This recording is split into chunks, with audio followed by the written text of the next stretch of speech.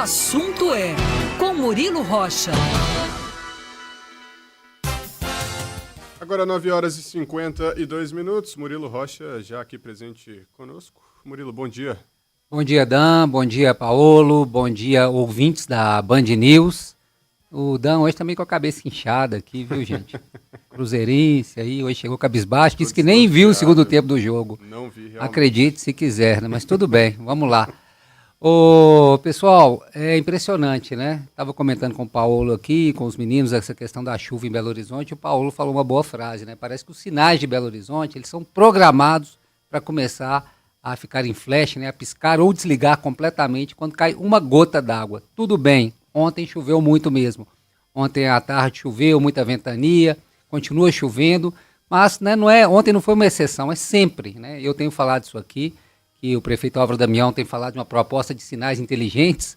A gente nem quer sinal inteligente, a gente só quer sinal que funcione, semáforo que funcione, prefeito. Só tem que funcionar, né? Se for inteligente, melhor, mas ultimamente ele nem é inteligente nem funciona. Para vocês terem uma ideia, ontem à noite, por volta de 20h30, 8h30 da noite, eu passei ali na Contorno com Andradas, próximo ali ao Shopping Boulevard, sinal desligado, né, por causa da chuva, ventania, beleza. Aí estava sinalizado lá pela BH Trans, mas ninguém orientando o trânsito, né? Aquela selva, né? Você bota o bico do carro, outro coloca, se der certo, tudo bem, senão é aquela colisão. Passo agora, às 8h40 da manhã, a mesma situação, mesmíssima situação. Ninguém foi lá para arrumar o semáforo e pior, nenhum agente da BH Trans. Tem alguma sinalização, tem aquelas coisas laranjas, tipo aqueles cavaletes laranjas instalados ali no chão, mas é isso. Ninguém lá para arrumar nem para orientar o trânsito. 12 horas depois, a mesma situação. Aí a gente lembra do que aconteceu com o caminhão na Amazonas. Um acidente na quarta-feira à noite, amanheceu na quinta-feira, a mesma situação. Que cidade é essa, gente? Tudo para essa cidade. Não tem eficiência na questão da retirada, do conserto das coisas, né? O caminhão ficou 12 horas na Avenida Amazonas, complicando totalmente o trânsito de quarta para quinta-feira de manhã. Agora, essa questão dos semáforos, o problema da chuva ontem, a chuva mais forte, persiste até agora. É impressionante. Acho que essa ideia de semáforos inteligentes e tal, ela é muito bem-vinda, mas tem que ter uma rede aí, né, de energia, de ligação desses semáforos eficiente. Não adianta. Cai uma gota d'água, nada funciona. Claro, ontem não foi uma gota d'água, ontem foi uma chuva forte, de vento. Mas mesmo assim, né, não precisa dessa chuva, as outras chuvas, rapidamente os semáforos entram em flash. Agora, a cidade está com vários outros problemas, né? Nossa Senhora do Carmo ali, logo depois da trincheira, uma árvore caiu, então eles fecharam uma pista ali da trincheira ali, da Nossa Senhora do Carmo, subindo aqui. Daniel, final de telefone 4367, falando que essa árvore está lá desde ontem. Pois é isso que a gente fala, tem que ter gente, já sabe que vai chover muito em janeiro, não já? Já sabe desde que Belo Horizonte foi fundada que chove muito em janeiro. Desde 1897 já se sabe que chove muito em janeiro aqui. E é sempre a mesma coisa, né? Essa morosidade, não temos equipes de plantão, parece, nem de BH Trans, nem de Defesa Civil Municipal, Estadual, não sei, claro que tem, mas assim, eu digo que não tem quantidade nem eficiência suficiente para resolver esses problemas. Ainda bem que ainda estamos em período de férias escolar, que acaba hoje, né? Segunda-feira já é dia letivo de novo, o trânsito já vai voltar a ficar pesado, e vai continuar a chover. Vai continuar a chover em Belo Horizonte ainda, pelo menos nesse início de fevereiro, segundo a previsão meteorológica. Então, acho que temos que ter um serviço aí de retirada, né, de remoção eficiente, rápida, seja de acidente, seja de árvore caída, seja o que for, semáforos desligados, tem que ter um conserto rápido, gente. 1, 2 horas depois, não dá para ficar 12 horas, uma cidade com 2 milhões de habitantes, ficar com uma carreta fechando uma avenida 12 horas.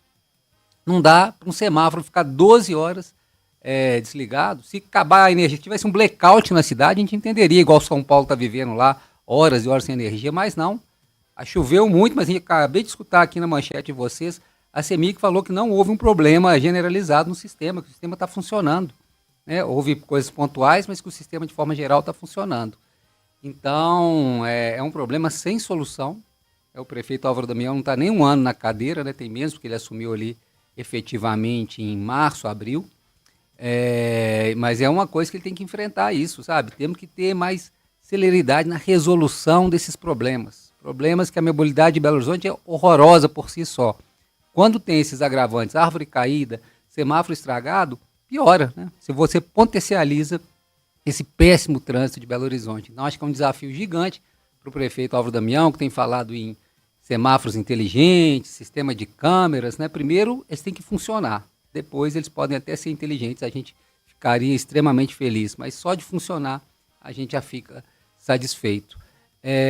Daniel e Paulo, eu queria mudar rapidamente a pauta aqui da cidade e passar para a política, governo do Estado, né?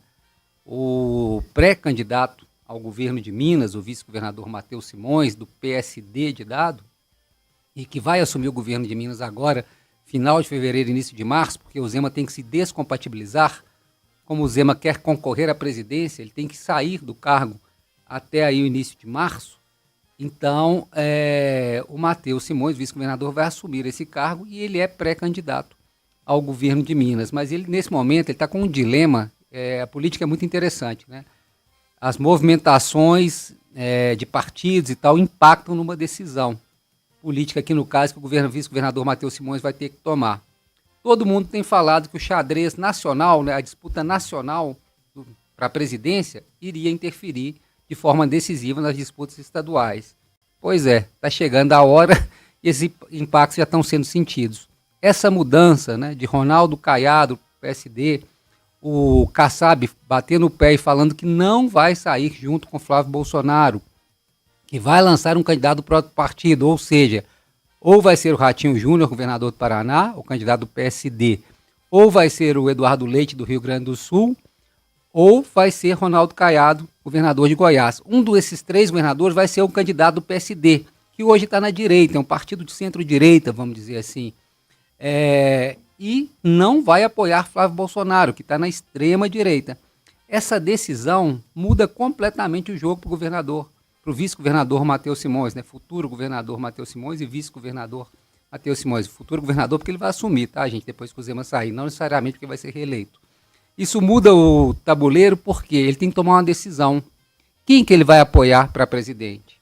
Ele vai apoiar o Zema, do Partido Novo, e vai aí abandonar o PSD, que deu toda a estrutura para ele ser candidato e está gastando dinheiro na candidatura dele, uma candidatura que ainda não decolou? E se ele vai com o Zema, ele abandona também Flávio Bolsonaro? Ou seja, como é que fica a aliança dele aqui com o PL? Ele quer o Nicolas junto dele para ajudar a eleger senadores e a própria candidatura, mas se ele é fiel ao Zema nesse momento, ele boicota o PSD e boicota o Flávio Bolsonaro.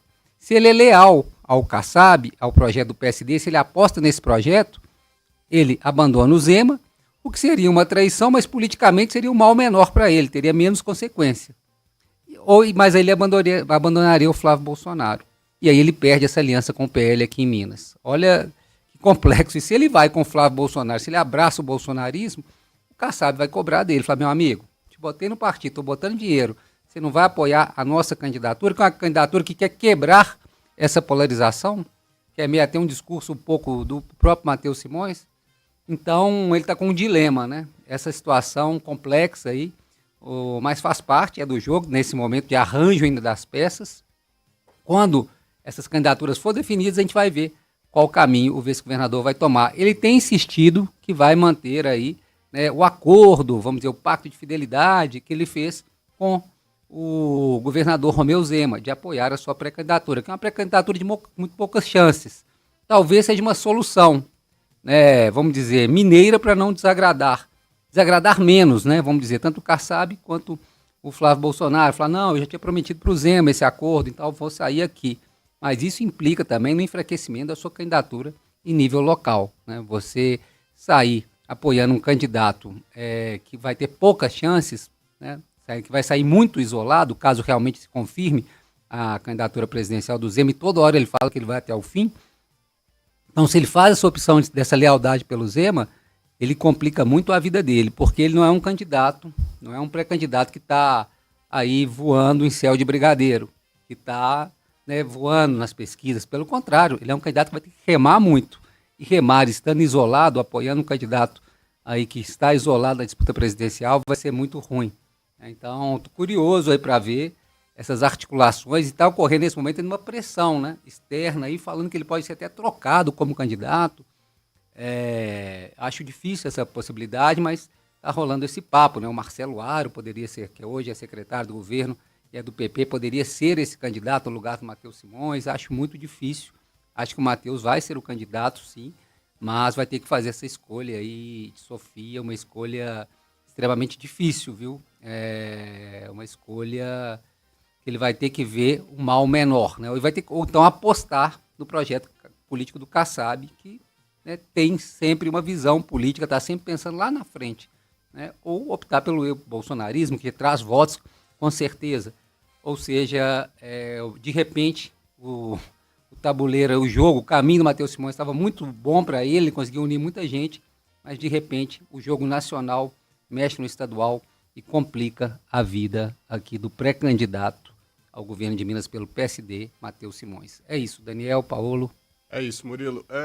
Não sei se você chegou a ver, Murilo, mas citando uma matéria do Tempo aqui, uma possível aliança aí do Janones, mudando para a rede, né, que faz parte aí da esquerda aqui em Minas, né, próxima do presidente Lula, e sinalizando uma possível aliança para concorrer aí ao governo de Minas. Eu vi, Daniel, essa reportagem dessa possibilidade do Janones ser pré-candidato do governo Lula. Minha opinião, se o governo Lula fizer isso, vai dar um tiro no pé, né? Tem que estar muito maluco, com todo respeito ao Janones, tem que estar muito maluco para apostar numa candidatura do Janones. Mas isso mostra a falta de opção que o governo Lula tem em Minas Gerais. Cada hora se fala um nome. Já falou da reitora do FMG, Rodrigo Pacheco lá atrás, quem mais? Josué, o filho do Zé Alencar, Josué Alencar, agora Janones, tentaram a Marília Campos, que é do próprio PT, mas que vai ser candidata ao Senado. Ou seja, né, quem tem muitos candidatos, no fim não tem nenhum. A verdade é essa. O PT hoje não tem nenhum, o governo Lula não tem nenhum candidato competitivo em Minas. Agora, se escolher abraçar o Janones, meu irmão, aí pode desistir. Porque é um personagem ruim, personagem que tem um telhado de vidro gigantesco.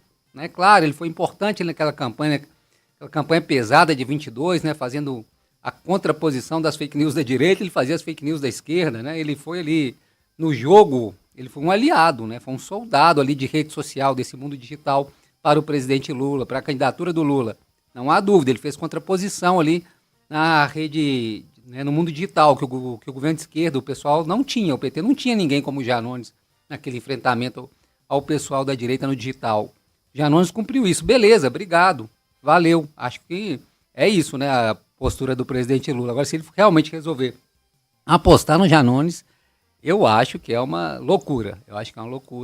Mas acho que parte muito esses vários balões de ensaio que estão surgindo, né? Solta esses balões para ver aí a repercussão, mas no fundo quem tem muito candidato não tem nenhum.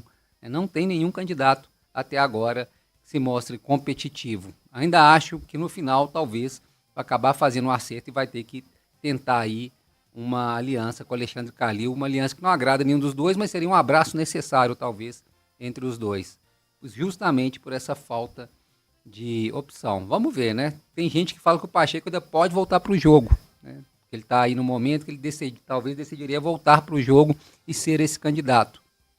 Ele é tão enigmático, uma figura tão enigmática, que eu não sei dizer se isso procede ou não. Tenho ouvido esta conversa, né? Agora, o fato hoje é que não há nenhum candidato. Essa especulação de Janones, acho mais uma, apenas para testar aí, né, a receptividade junto ao eleitorado da esquerda. É isso. Agora 10 horas e 6 minutos, tem informação.